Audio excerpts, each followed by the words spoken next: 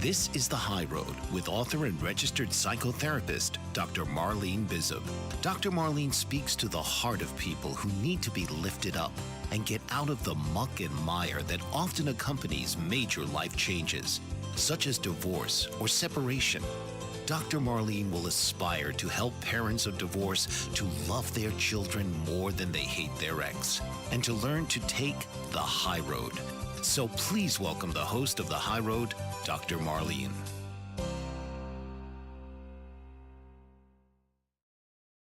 Good morning, or good afternoon, or good evening.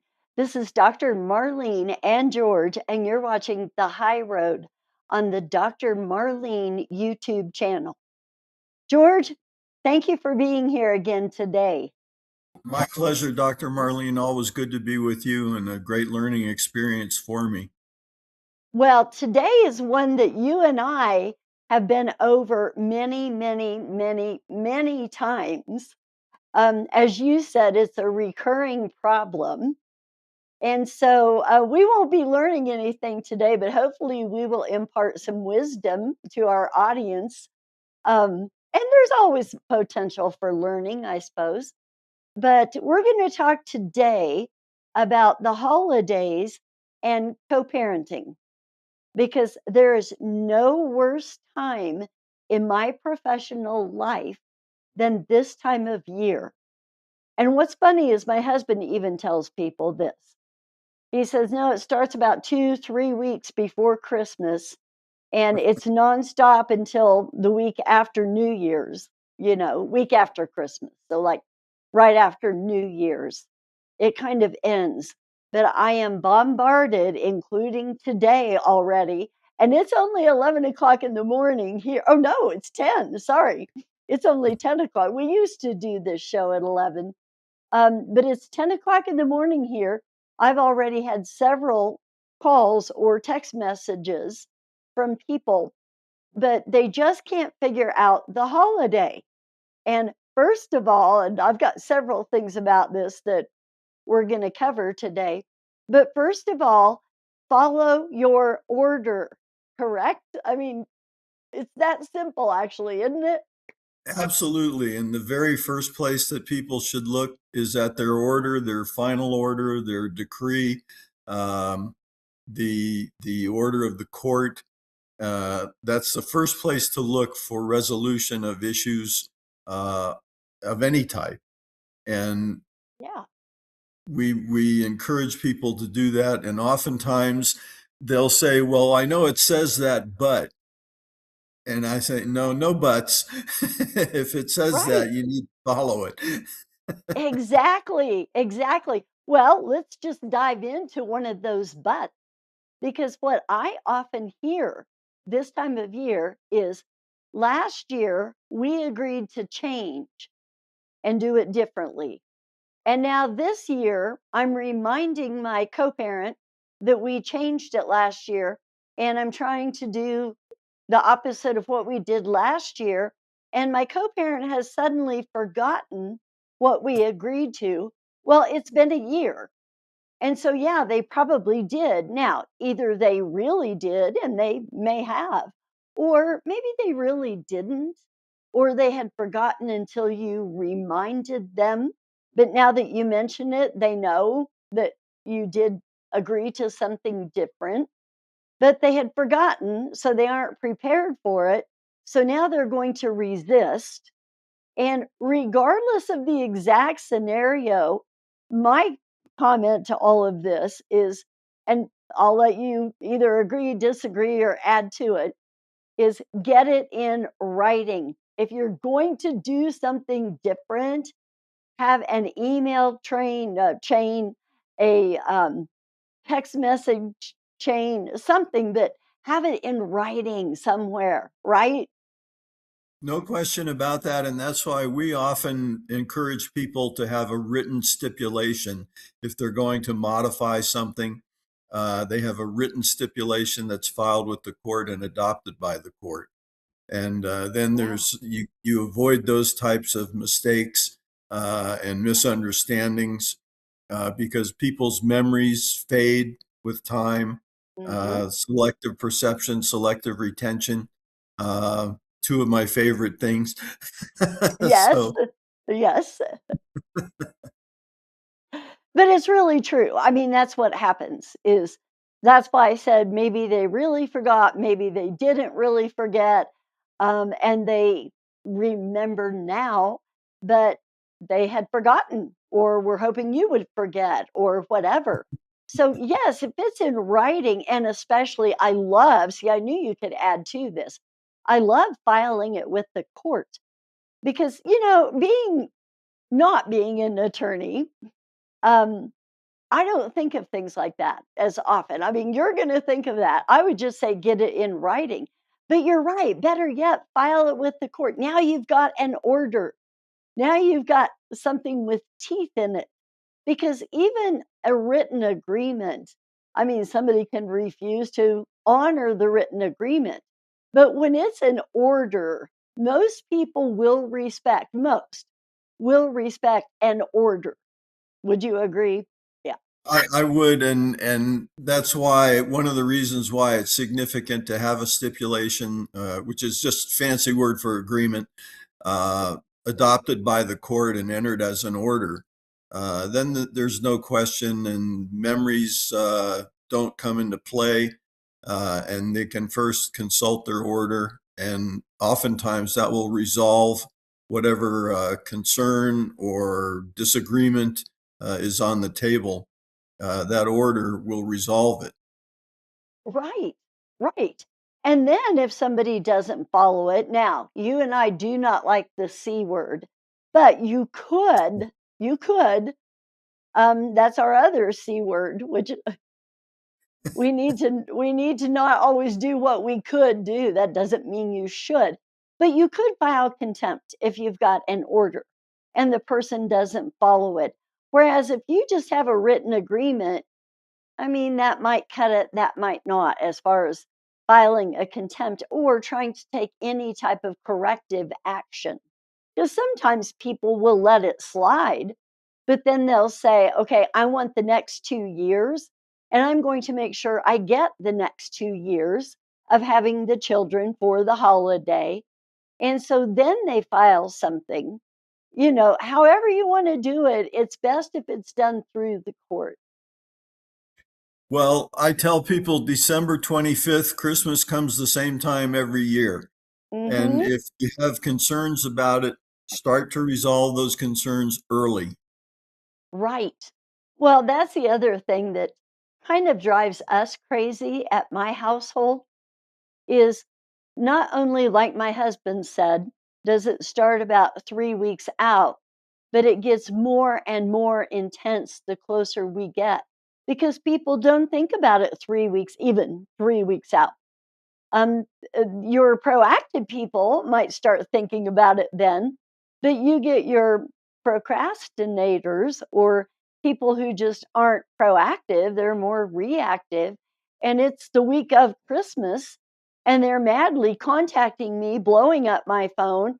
I had a guy the other day, and we're not the week of Christmas yet, called my phone repeatedly as though that was going to make me answer if he just kept calling and kept calling and kept calling. And, it doesn't work this way. Your emergency is not my emergency. Well, there's no question about that. And this holiday thing is recurrent. And for the life of me, I can't figure out why people can't figure out the holidays. They Right. really, I mean, children don't mind having two celebrations of No. Christmas or Hanukkah or whatever the case may be. They're happy to have two times to open gifts and to have gifts at two homes. They don't mind that. The No. parents seem to mind it. But the children are flexible and seem to uh, thrive, if you will, with if the parents are positive about the situation, the arrangement, and then the children, I guess, perceive whether the parents are at odds, and if they're at odds, then the children may perceive that they're the reason for that. which is really unfair. It is. It ruins their Christmas because they feel like you're fighting over them, which you are, but they feel like it is somehow their fault. Like if I wasn't here, I had a little boy not long ago say what's on a video. Actually, he didn't say it to me. Um, but it said, I just heard it last night because I taught the co parenting class for the courts here last night. And it's in the video that he saw pictures of his parents when they got married and before he was born, before the children were born, and they were so happy, and now they're divorced. And so kids make this illogical conclusion that it's because of them, that before we all came along, our parents were happy, and now we're here and they fight and they're divorced. And so, of course, they feel it's their fault. Same with the holiday. What are you fighting over? The kids. And so, yeah, they feel like it's their fault and it ruins Christmas for them. And what's ironic about that is parents are fighting over making this the best Christmas ever for their children. And that's awesome. But if you're fighting about it, you have blown that. You're not going to make it the best Christmas ever. No, and I think really when people work out their parenting plan, if they're working it out, or if the court rules on it, Mhm. if they have to go to a hearing or a trial, uh, then there is something to make reference to. There's an order, there's a stipulation, there's an agreement, and it's something to make reference to when these issues come up.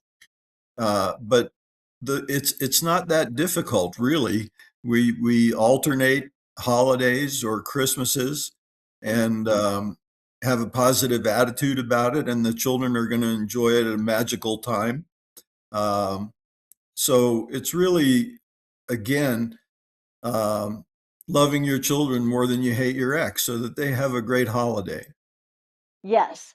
Yes. And I agree with you. What you're really saying is it shouldn't be this hard.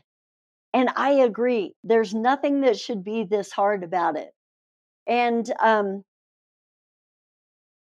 I'm going to say maybe the first rule to follow, because there's several we're going to cover here, but I'm going to dive into the first one. I'm just making sure I have enough time in this segment to dive in. But the one that is the biggest um, source of problems and conflict is parents, and it drives me crazy. And you probably know what I'm going to say before I say it. Parents who try to split the day. Do not split a holiday. You cannot do it successfully. I have yet to hear a story of a successful. Now, I'm going to say the caveat here is there's plenty of people out there who don't need my services and you do it beautifully and perfectly.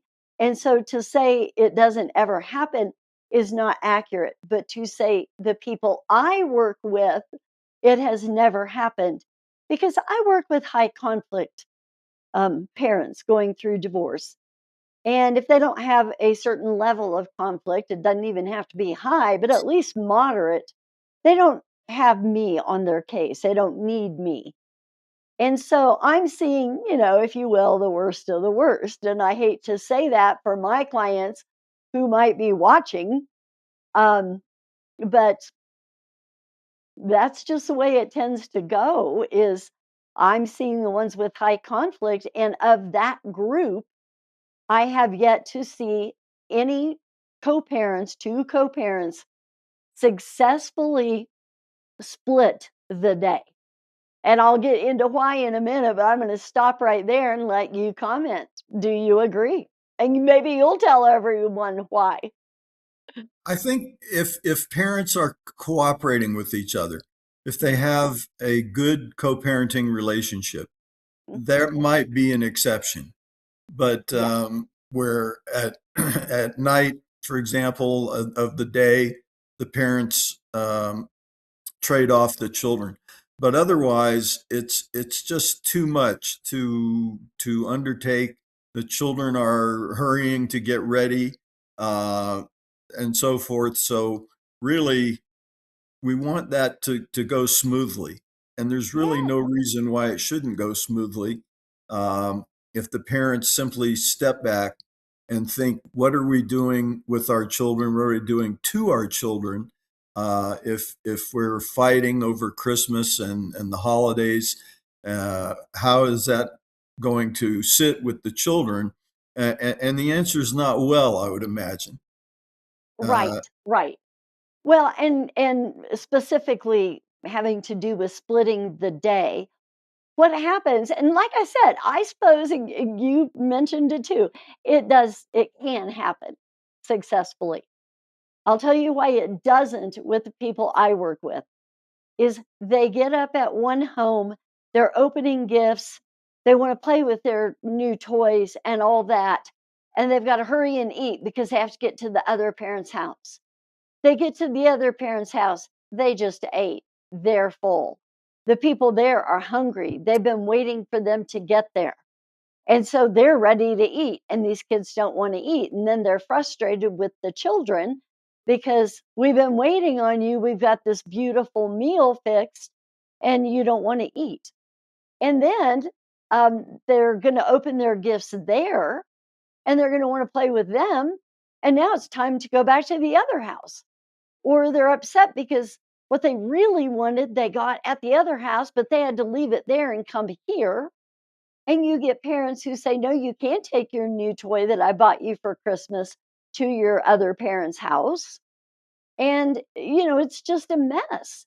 And I never see splitting the day work. I mean, it's just too much back and forth and, hurry up, get here. And you also get those parents, and I hate to say it, but they intentionally, even subconsciously, but intentionally keep the children there as long as they can. They, if you will, cause them to be late. Well, I just couldn't get him to stop playing with his new toy. And what do you expect? And then he didn't want to get dressed. And, it's like, what were you thinking when you thought you might be able to split the day? well, Yeah. I think things happen, children get sick, Yeah. snow, weather Hmm. happens, things happen, and parents, if they can be a little bit flexible with each other around those things and the exchange of the children, I would imagine that it's much better for the children. Um, Possibly that's where your parent coordinator decision maker comes into play, Hmm. which would be probably a much more desirable alternative than court. Because you're not going to, if you start thinking about these things in December, you're not going to get into court until spring. No, and it's not going to be considered an emergency.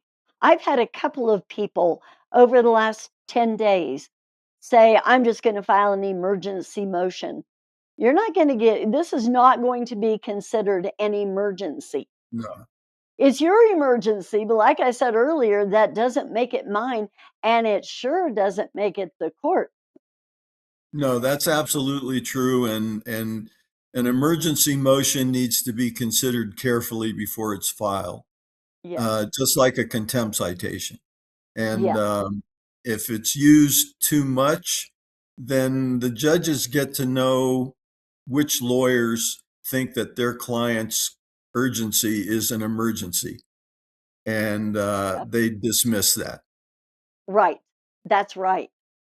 And I had a judge just say the other day on a webinar I was watching that judges learn, like you said, they learn what attorneys make things into an emergency that aren't. And they often just dismiss it based on seeing the attorney's name on the motion. Well, and we will certainly learn as time goes on what is appropriate and what is not appropriate. And if the parents would work together, they're going to have a much better time than if they try to resolve these issues through the courts. Absolutely. More on that when we come back. It's time to take a quick break, but that's such a good point, George. We'll be back. This is Dr. Marlene and George, and you're watching The High Road on the Dr. Marlene YouTube channel. We'll be right back. What if there were a super tiny device that could diagnose the brain and is smaller than a single human hair?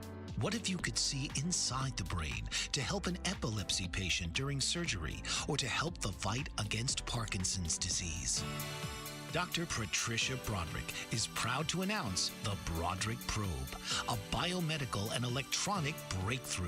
Imagine a probe to help with the understanding and potential cure of brain-related diseases. To learn more, listen live to the Easy Sense radio show with host Dr. Broderick. And to help support the Broderick Foundation, please go to EasySense.com and learn how, with your help, we can fight these horrific brain disorders. That's EasySense.com to learn more and help support the Broderick Foundation.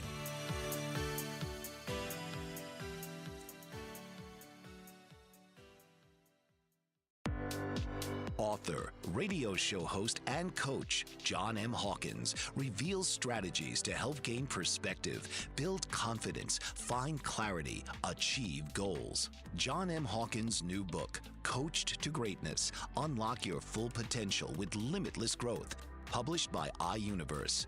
Hawkins reveals strategies to help readers accomplish more. He believes the book can coach them to greatness.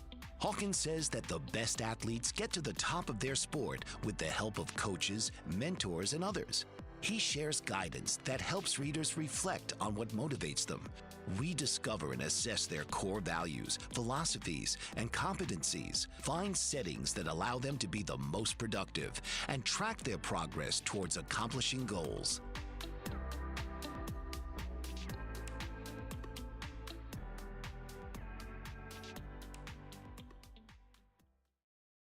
Welcome back. This is Dr. Marlene and George, and you're watching The High Road on the Dr. Marlene YouTube channel. Before we went to break, we were talking about how parents would much rather resolve these issues outside of court. And I agree. I absolutely agree.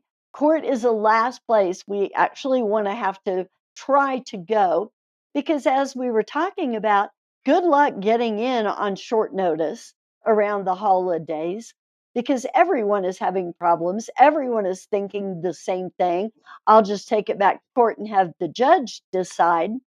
And you're not all going to get in. In fact, very few are going to get in before Christmas, because very few are going to be, if any, are going to be considered an emergency. But that's not where we want to resolve it. We were telling the group last night about your parenting plan in general. It's much better for your children if you, as their parents, make these decisions than if a judge who hears 2, maybe 3 hours of your lives makes these decisions. And they're not only going to make decisions about parenting time, but about financial and property issues too. But especially when it comes to parenting time, there is no one better suited to make these decisions than the parents. And so why they would rather have a stranger make a decision about their children rather than the two of them, I don't get it. I don't understand. Well, I think there are certain basic things that your viewers and listeners can take away from that, and that is start early to resolve these issues. Yes. Yes. Don't split the day. No. And put the children first in your decisions and what you're doing, because you're not going to get into court. And if you need a PCDM, that's good. That's a much better alternative, I think, than saying, let me file some sort of emergency motion, because as you've said, the court's calendar is set months in advance. Yes. And they're not going to get into court. And when they do get into court, somebody's going to feel like they've lost. Maybe both parties feel like they've lost. So as I've said, a divorce court is a court of loss. And there are so much better alternatives that are constructive as opposed to the destructive nature of litigation. And people need to understand that lawyers, we're oriented toward fighting. One of the most prevalent things that lawyers advertise is, I'll fight for you. So we Yeah. are oriented toward fighting, and to change that paradigm is really difficult. It takes work, it takes thought, and dedication to finding alternatives to fighting. But we are as lawyers, we're oriented toward fighting for people, and we'll say we'll fight for you. So if Mhm. you want to avoid that, then start early on these things, get it in writing. Yes. Writing between the parties is better than no writing at all. Uh, Right. file file a stipulation, get an order. So those things can help quite a bit, and they're basic rules to be remembered. Yes. Well, and what's nice about a PCDM too, and for those who might not know what we're talking about, it's in Colorado anyway, a parenting coordinator decision maker. And because of the decision maker component that we have here in Colorado, if they come to an agreement, I can write it up as a decision too, or they can write it up as a stipulation. But a decision maker files decisions. And so I can write it up. I can say the parties agreed, but as a decision maker, I'm putting my stamp of approval on it and writing it up for them and file it with the court. And now you've got an order. Yeah, Yeah, there's no question about it, and there's no reason for this to be so difficult for no, people, but it seems to be every year at this time. There's frenetic behavior on the part of clients. yes, yes. I can tell you all about it right now. Well, going along with not splitting the day, one of the other big issues that I deal with a lot is parents who they've agreed one will have Christmas Eve, one will have Christmas Day. And then every year that will alternate unless they agree. My ex husband and I agreed I'm going to take Christmas Eve because that's when my family celebrated and had our Christmas. And he took Christmas Day. And that worked perfectly. And we were both happy. But for most people, they both want one or the other, probably Christmas Day, I'm guessing, or from experience. That's been my experience. And what they can't agree on, though, is when to do the exchange. Do we do the exchange late in the day on Christmas Eve, early in the morning on Christmas Day? Well, I can tell you what the answer is, and it's clear because if you do it in the morning on Christmas Day, this is akin to or the same thing as splitting the day. Even though one parent says, I'll let you have them first thing, what is supposed to be an 8 o'clock exchange turns into 9 or 10 or later. And then, in essence, one parent got both because they got Christmas Eve and then they got to wake up Christmas morning and have Christmas morning and let's see what Santa brought and all of that. And so, in essence, they get both. And it never, you had mentioned earlier, things never or often don't, I'm not going to say never, often don't happen according to plan. And so, like I said a minute ago, what is supposed to be an 8 o'clock exchange turns into they're still playing with their toys. They haven't eaten breakfast yet. I can't get them dressed. And it will be 9, 10, 11. And now we've got sore feelings and upset families and so do your exchange on Christmas Eve. And it can be late, 9 o'clock, 10 o'clock at night. It's not going to kill even young children to go to the other parent's house at 9 or 10. Should they be in bed? Most days, yes. On Christmas Eve, in bed by 9, not going to happen, you know, unless Well, they're waiting for Santa to come and they want to get in bed so he'll come.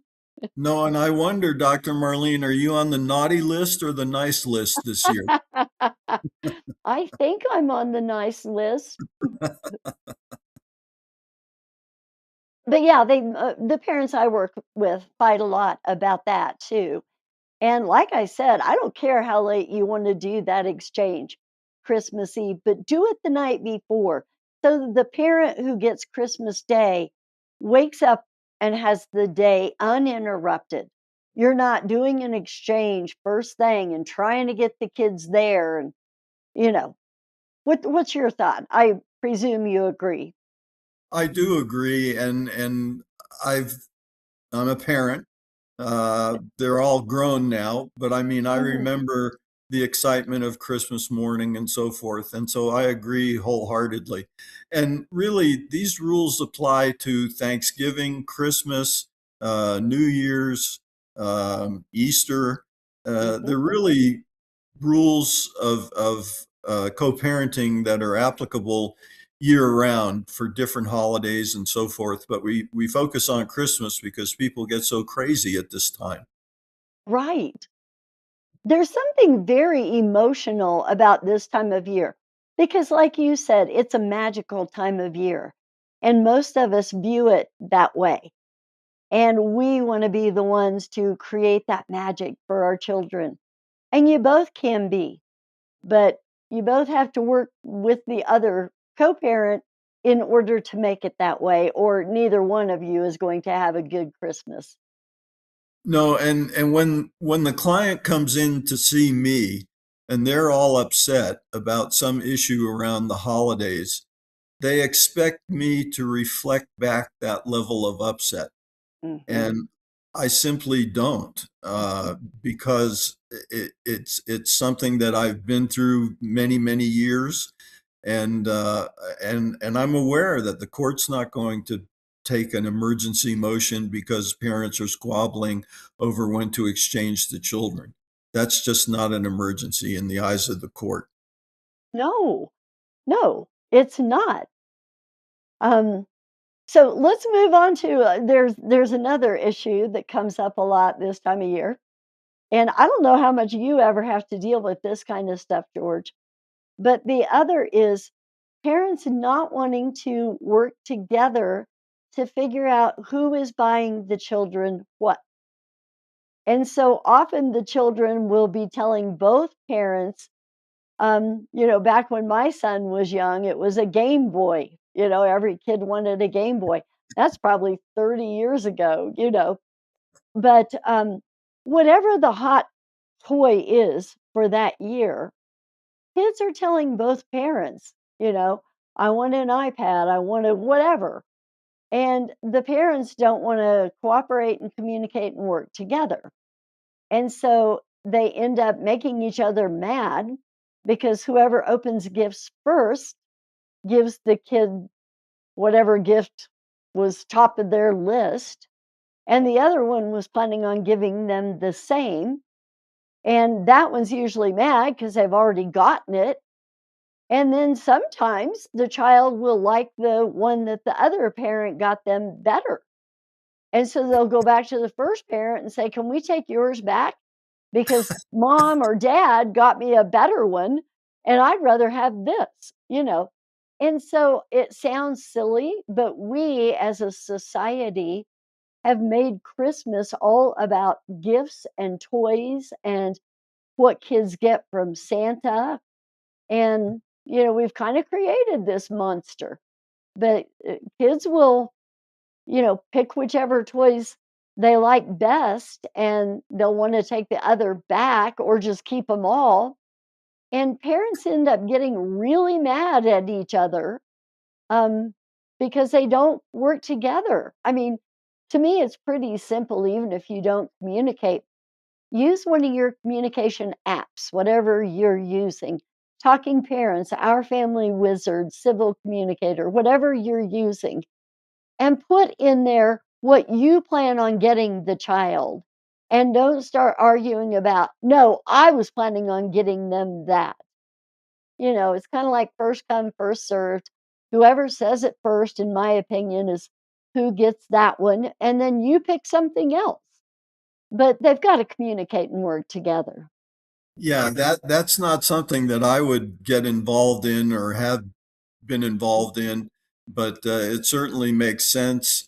And as they get older and get into sports or other academic pursuits, uh, I would imagine that communication between the parents is really important. Otherwise, you have either duplication or possibly neither parent ends up getting the item because they think the other one is going to. So Mhm. I have yet to meet children who object to getting presents. Right, right. And sometimes, to be honest, depending on what it is, of course, it's not bad to have two because then the child can just have one at each home. They Mhm. don't have to take it back and forth because then another thing that happens, which is going to sound silly as can be, and it is, but you'll get a parent who one parent bought the gift, it gets broken at the other parent's house. And now the parent who bought it expects the other parent to replace it because it got broken at their house. This kind of stuff happens. Well, if you both keep your own things for the children at your respective homes, then you don't get into what is where and where did it get broken or lost or stolen or whatever happened. And yet we have to remember that the children's stuff is their stuff. It And so is. if they want to take it back and forth, then probably they should be allowed to do so. That is correct. And I'm glad you brought that up because that rule of co parenting is never more applicable than during Christmas. Their belongings are their belongings, and they are allowed to take them from household to household as they wish. And you get parents who, and I'm not talking an expensive computer, the court would expect that or would understand that if you kept it. But I have parents who buy them clothes and shoes and want to say, no, I bought those shoes, they have to stay here. I bought those clothes, they have to stay here. And it's ridiculous. It's their stuff. And as you said, they may take it back and forth as they wish. So we can't start getting petty about that. But I have parents who do that, and they'll do it with the toys, the new toys. And if you are going to try to keep it at your house, there's a way to go about doing that. And it's not to say, you know how everything gets lost or broken at your other parent's house. That is not the way to go about trying to keep it here. Using logic with your child is the best way. Say, well, if you take it to mom's or dad's, you're not going to have it here when you come back. Think about it. Do you want to take it? You can. But if you do, when you come back, if you forget it, you're not going to have it for a week or whatever. And often kids will choose to leave it or to say, you're going to get different things over there. Why don't you play with what you get there once you open it? And they'll go, oh, okay. And they'll leave what you gave them here. But you have to subtly make it their choice, their decision. And you have to do it in a way that does not disparage or put down the other parent. No, that starts a problem Yes. when the parent derides the other parent. Then all of a sudden the child is caught up in loyalties and uh, trying to please a parent or both parents, and you got a mess on your hands. And then they come to see me. Right, right. Or they're calling me and wanting me to settle it. And when it comes to stuff like that, I tell parents, I am not a referee, you know? No, but that parent coordinator decision maker role, I think, is invaluable. It Uh, is. it really is a much better alternative to looking at going back to court over really things that a lot of times, if you're not involved in the conflict, they're really kind of minimal things to be upset about. They Uh, you're are. ups- you're upset about it because you're in the moment and so forth. But for those of us who are outside that conflict, it doesn't loom as large, and so the idea that any reasonable person or any reasonable judge is going to agree with me is out the window. It's Yes, just not. yes, it absolutely is. Well, it is time to take another quick break. So we'll leave it here for now. But this is Dr. Marlene and George, and you're watching The High Road on the Dr. Marlene YouTube channel. We'll be right back. Did you know that your beliefs create your entire reality, but it's the subconscious beliefs that do most of the creating? Belief shifter and life coach Shiraz can help you identify those limiting beliefs and eliminate them, often in a single session. Like it was almost instant, like I had relief right away. Creating better health, relationships, careers, and finances. Let Shiraz help you step out of safety and into awareness. Definitely something's happening. It's like a flow inside. Yeah, it feels good. Whether in person or online, Shiraz provides personal coaching, belief shifting. Visit Shiraz at energeticmagic.com or call 416-529-7429. Energetic Magic. Find your greater happiness. Be well. Be aware. Be magical.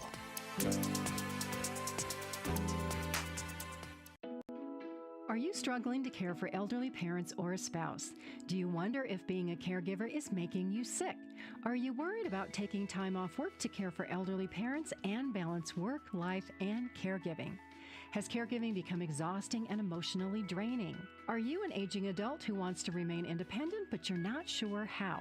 I'm Pamela D. Wilson. Join me for the Caring Generation radio show for caregivers and aging adults, Wednesday evenings, 6 Pacific, 7 Mountain, 8 Central, and 9 Eastern, where I answer these questions and share tips for managing stress, family relationships, health, well-being, and more. Podcasts and transcripts of The Caring Generation are on my website, PamelaDWilson.com, plus my caregiving library, online caregiver support programs, and programs for corporations interested in supporting working caregivers. Help, hope, and support for caregivers is here on The Caring Generation and PamelaDWilson.com. Welcome back. This is Dr. Marlene and George, and you're watching The High Road on the Dr. Marlene YouTube channel. Last thing we're going to talk about today, perhaps, having to do with the holidays and how to divide up parenting time and all of that over the holidays. Another issue that comes up a lot is travel, because parents will want to travel for the holiday. And then they're late getting back, and it's time for the other parent to have their time. The way it works in Colorado is usually every parenting plan can be different, but kind of rule of thumb is there's a 2-week break, and we divide that 2-week break. But so one parent gets the first week and the other parent gets the second. But if you are both local, one gets Christmas Eve, one gets Christmas Day. One will then get New Year's Eve and the other New Year's Day. And so if you're going to travel, you can't do it on the other parent's holiday. And it never fails. It will happen again this year, I predict, that one parent fails to recognize that if they get the first week, they do have to give either Christmas Eve or Christmas Day to the other parent. So, yes, you might have the first week other than that day, whether it's Christmas Eve or Christmas Day. Same with the second week. If you get the second week, you will get the second week absent either New Year's Eve or New Year's Day. And so if you're going to travel, you have to be back or wait to leave in time for that other parent to have their day of that week. Now, I hope that made sense. to people. But George, I know you've heard this one and dealt with it before. Well, not only that, but it invites travel invites sometimes problems with timing, Yeah, and so parents would be well off if they planned their travel so that they had an extra day to get back in case there were delays of some sort or another. Uh, but again, look at that parenting plan, look at that court order, see what it says. And again, very, very applicable. If you make changes, write them down. yeah. Write them down at least between the parties. That's better than nothing. Right, because when it comes to travel, for example, I have had parents agree this year because one parent wanted to travel, that parent was going to have the whole break. We want to travel. I'll take the whole break this year. Next year, I'll give you the whole break. Well, next year rolls around, and as we talked about earlier, parents forget, but the parents sometimes say, 'cause I've had this happen. They say, well, that was because I was gone, but this year, neither of us is going to be gone. So we should split it. Well, it doesn't work that way. But you No. get parents with all kinds of illogical or erroneous thinking that, well, we did that because I was gone. Okay, well, do I have to be gone in order to exercise like time? You shouldn't have to be. No. But again, if they don't get it in writing and better yet, file it with the court, that's what they're going to be stuck with the next year. And parents will, with all good intentions, think that if they give to the other parent this year, certainly they'll give back to me next year. Don't count on it. Don't count on it. I think that's excellent advice. And because memories fade and Hmm. things change, people get in relationships and they want the children to be involved in that. So, absolutely, that's absolutely true. Yes. Yes. And, a lot can happen in a year's time, not only memories fading, because of course that's going to happen, but you can have some conflict over the next year that if you didn't get it in writing, I'm sorry, you're just stupid. I mean, it's just short sighted to Well, and not get it in writing. Mhm. for most people, a little bit of graciousness goes a long way. And I love your story about your son and going skiing. And to me, Yeah. that's the greatest example of that. And Yes. maybe share that with the folks. Oh, yeah. My son and his dad went skiing every year on Thanksgiving. And it was okay with me because we weren't doing anything. We don't have family here. We weren't doing anything. But twice during the time my son was growing up, on Thanksgiving, my current husband's parents had their 50th, and then 10 years later, their 60th wedding anniversary. And they had a big celebration out of state in Chicago. And we wanted our son to go with us. And his dad said, absolutely, you've let me have every Thanksgiving. Of course, he can go with you. And so it will come back to you when you need it the most. But if you fight and say, nope, it's mine. Nope, you can't have it. I'm not budging. I'm not going to share. I'm not going to give. That's what's going to come back to you. Then, if one of those would have fallen on my ex husband's time, I'm sure he would have said, nope, too bad. It's my Thanksgiving. He's staying here with me. Yeah, I think a little bit of graciousness, a little bit of consideration extended to the other parent will typically pay some positive dividends. Now, Yeah. that's not true for everybody, but for most people, I think it's probably true. It is. It's contrary to human nature. And some people, when I tell them this, say, you don't know my ex. But it is contrary to human nature to never give back when you have been the one to receive good grace and goodwill, whatever you want to call it, it's hard to not give that back. Yep. Yeah, I think Plus, that's true, and well, I was I going to think say, that's true for most people. And I'm yeah. sorry there. No, that's okay. I was just going to say also a piece that a lot of people don't look at that just came up in one of my cases recently was a year ago, things were awful because they were in the middle of the divorce. And a year later, we were talking, the dad and I were laughing about it a couple of nights ago about how much better things are. And he said, he admitted, I was not in a good place. I was angry. I was upset. I was hurt. And no, I was not pleasant to deal with. But that's the other thing is if you are a parent going through your divorce right now, next year is going to be much better. And commit to making it better. You have to commit also to making it better. But just know that the way it is that first year is not the way it's going to be in subsequent years at all. Yeah, I think that's very true, and it time does some good often cases. Now you It have does. some parents that are just going to fight constantly no matter what. Yes. And that's critical that you have a PCDM on a case like that. Yes.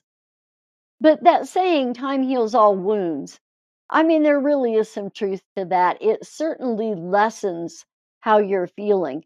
And just like this guy could acknowledge, oh, yeah, I was a mess. And he was. I mean, he was not pleasant to deal with, but he's a whole different person right now.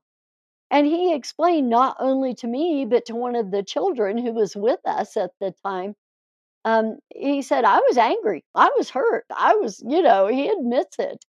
And I said, but look at where you are now. And that's all that matters. And so we know we can do this the right way. We just all have to commit to doing it the right way. Yeah, I think there's no question about that. And these basic rules for communication and exchange of the children will eliminate probably 95% of the problems. Yes, yes.